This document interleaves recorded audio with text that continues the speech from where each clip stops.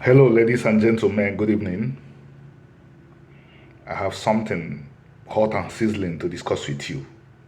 But before I get into it, I want you to commend me for my haircut. You could see that I had my hair cut very recently and looking fresher. The title of what I'm going to talk about is I Am Not Afraid. Now, here it comes. A Jewish friend, probably an Israeli, I've been very busy in the past 1 month, so I've not had time to have a detailed discussion with him or to check out his timeline and see if he's an Israeli citizen. Asked if I could refer him to Igbo-Jewish music. This will be confusing to many Igbo people. The thousands that are growing every day of Igbos that adhere to Rabbinic Judaism and formerly Igbo Sabbath groups that are moving towards Judaism as well, like the great community of Hashem, might have problems. They might have problems responding to this fair question. I will in time tell you why they might have the problem. I will go off on another tangent before I get to that point. Igbos are intimidated and pressured every day to accept and begin to champion the fantasy and fiction, the falsehood that one, all Africans are one. Two, the Igbos are like other Africans. The Igbos are completely different from every other African group. If it will take us time to look at the cultural and religious traditions to affirm this, let us look at experiences. The Igbos have suffered repeated genocides, systematic oppression from fellow Africans, from Europeans and fellow Africans. This is not the experience of other groups in Africa. And the experiences form part of your identity.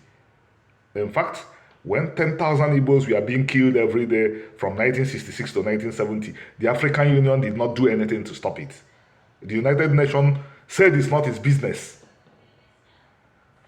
The groups I listed, the Igbos that are adhering to Rabbinic Judaism, and groups like the community of Hashem and the other formerly Sabbath groups that are moving towards Judaism, should be in the best position to, more than other Igbos who remain in the colonial religion, to answer questions like this, since they have become more familiar with contemporary Jewish history than the other groups.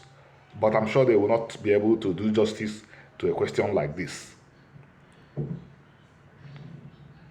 They wouldn't know that the music of great icons like show promoter, he was my hero. He came and played in my own father's house. Early Ozoemena Sube, the early music of Ozoemena Sube, the early music of Morocco Madoka, early music of Osito Osadebe, the doyen of of modern Igbo music, are Hebrew music in the language we choose to call the Igbo language today. They wouldn't know that the music these people played was Hebrew music in Igbo language. Just like you would have Jewish music or Hebrew music in Yiddish, Ladino, and if there is any other language the people of Israel produced in exile, they will play music, they will play their folk music in those languages they developed in exile. In Ogaziamaka, Manejiro ya Gommo, Osadebe sang about kosher, i.e. restrictions on food and sacrifice traditions. This doyen of Igbo music named Osadebe, the father of high life music, did a song that I'm not sure he even knew the weight, the importance. He said that the cattle egret is very beautiful, but you don't use it to sacrifice. You don't use it to do sacrifice. Go to Leviticus again, you would find that it's not every animal that is clean or kosher. It's not every animal that you use for religious purposes. It's not every animal that you eat. This is distinctly Igbo. This is distinctly Igbo. He's put it in a song and he lived and died and moved on. The groups will think that Igbo Jewish music will be exactly like the contemporary Jewish music and the modern Hebrew language. Groups like the Community of Hashem, Gihon Synagogue, the synagogue at Ogidi, the synagogue at Kubu, Abuja. If you ask them for Igbo Jewish music, they would think that if Igbos have Jewish music, it will be like the ones produced in America and Israel and Europe in these modern times. They wouldn't know to go back to the foundational, the original, the older Igbo music and examine them and present them to the person that wants the information. I knew that my compatriots would not know the above, so I was happy that my well-meaning friend came to me. I have put in more than 25 years on this study. I think my products speak for themselves. If you want to know about Igbo history as it pertains to the Israelites and you go to the University of Nigeria or you go to any university in Nigeria, if you don't meet people like Professor Francis Duru and Onyebushi James Ile in those universities, the Igbos you are talking to are not familiar with this. They are not familiar with what I'm talking about. They don't know it, even though they are Igbos. You know it only by studying it. Jews have practiced their religion for a very long time. Muslims have done the same, but Islam and Judaism are still studying in the universities. Igbo is not yet studied in the universities. So if you go to the universities, you will be wasting your time. If you want to know about it, come to people like us. I didn't share what I wrote above with him because I was busy all through last week and last month. But I still shared something not traditional, quote, but nevertheless engaging and powerful with him. Two musicians, one is Bini, the great Osayomoro Joseph, non-Igbo, and the other is Igbo, the above referenced Ozemenan Sube. They had sang about the Igbo as the Jews of Nigeria. Both of them sang about the Igbos as Jews of Nigeria. Many decades ago, not 10, not 20 years ago, but 30, 40 years ago, before Rabbinic Judaism even came to Nigeria. Instructively, the two discussed Hebrew traditions, exclusive to both Menan and Judaism, that most Igbos and Jews would see and may be assuming they were common, regular human traits. In these songs, Osayomoro Joseph and Ozemenan Sube talked about some things that only the people of Israel have done, but most Jews and most Igbos won't know, because most have not studied the traditions of Israelites to the extent that people like us have. And these people that wrote these songs don't necessarily know that what they were doing were peculiar only to these people. Even if they knew, they only knew to a certain extent, because I found Joseph Osayomore saying the Igbos do this. Why are Yoruba? Why are Hausa? Why are even his Benin people not doing it? That they don't do it because they are not Israelites like the Igbos. That's what Joseph was saying. So he knew to some extent. I shared the song of the Igbo, Ozemena's song, with my friend the Israeli. I knew I would revisit the matter. The Igbo has to say, I'm sending this message to all the Igbos everywhere, and including the Jews. We have to say every day we are Israelites. So, one, we will learn to live like Israelites again, so that we will survive as a people. Two, we will take our Israelite history seriously and have a chance to survive.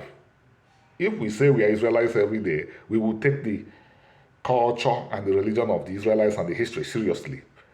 If Igbos had remained ultra familiar with the history of the Israelites up to the 17th century, Igbos might have taken precautions and might have avoided all the tragedies that fell on the Igbo people. Sadly, most don't even know about the real tragedies. 99% of Igbos look at their history and see only the collapse of Biafra as the tragedy that befell them, but it's not one of the most important even. I will talk about some that are not even as important as loss of culture. It has become accepted tradition in Nigeria that Port Harcourt, the most important city in Nigeria, is owned by, quote, minorities. Whereas the Ikwere people, who used to be accepted as the natives, are 100% of the same stock with the Igbo people. The city has been lost. I don't even want to get to Opobo and Bonny, where Jaja of Opobo lived before he was arrested, captured, deported by the British. They have all been lost. They are no longer referred to as Igbo cities. As has Abo. I was shown a video that shocked me to my roots, but it's a subject for another day. And they were lost without a shot fired. People that don't like Igbos used intelligence they used intelligence, and because the Igbos have been alienated from their culture and traditions, Igbos lost some of their most prized assets. It's a subject for another day. If the great Zeke and all his faithful Igbo followers had studied the Nazi Holocaust the way I am recommending that every Igbo should begin to do, 30 years before Biafra, Igbos would have dodged the destruction of the Igbo people that was carried out by Nigerians in Nigeria and Biafra between 1966 and 1970. It was coming, but we did not see it coming because we did not look at the Holocaust. If we had looked at the Holocaust and had understood it, when they were saying they did not want Igbos, we still had somewhere to go. And if we had gone there and had not embarked on the mission of making Nigeria the paradise, or joining others in making Nigeria the paradise, because the effort of January 15 was led by a Yoruba, not even by an Igbo, but it was termed an Igbo coup to call a dog a bad name in order to eliminate it. I have not heard Guzo and Kaba referred to as owned by minorities, even though actually the former was owned by many peoples who are different from Hausa Fulani. And the first, the earlier, is a Yoruba city, even though it is lying outside the premier Yoruba territory. But it's not in dispute, the way all the Igbo territories outside the southeast are in dispute. To assert my Israelitishness is a necessity for me. Some people claim that they are Israelites because they feel that their real identities are not decent enough for them. I don't make such a claim because of such a reason. I say I'm an Israelite because I'm an Israelite. And I say I'm an Israelite because I need to survive. If I begin to deny my Israelite heritage, I will become negligent with my Israelite culture. And once I become negligent with my Israelite culture, my death knell sounds. I don't have this luxury that groups that are making up claims of Israelite heritage have. Genocide is not forever haunting them. Nobody is systematically persecuting them. But the Igbo, even the renegade Igbos, even those that claim they are not Israelites, they know they can not sleep with both eyes closed. And they know that this is their history. And by the way, this is the history of the people of Israel throughout history. Thank you. Dalo. Shalom. May God bless all of us. Amen.